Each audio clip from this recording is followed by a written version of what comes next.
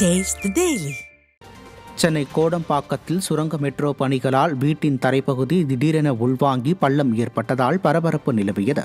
கோடம்பாக்கம் ரயில் நிலையம் அருகே லாலா தோட்டம் 2வது தெருவில் அறிவரசன் என்பவர் வசித்து வருகிறார்.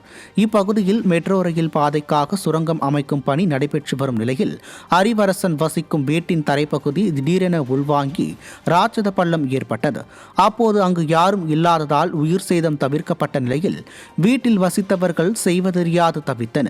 இந்த சம்பவத்திற்கு மெட்ரோ நிர்வாகத்தின் மெத்தன போக்கே காரணம் என குற்றச்சாட்டு எழுந்துள்ளது. எல்லாருமே 150 ஸ்கொயர் ஃபீட் வீட்டில் தான் வாழ்ந்துன்னு இருக்கோம். இது இன்னும் உள்ளே போயிடுச்சுன்னா என்ன பண்ணுறது?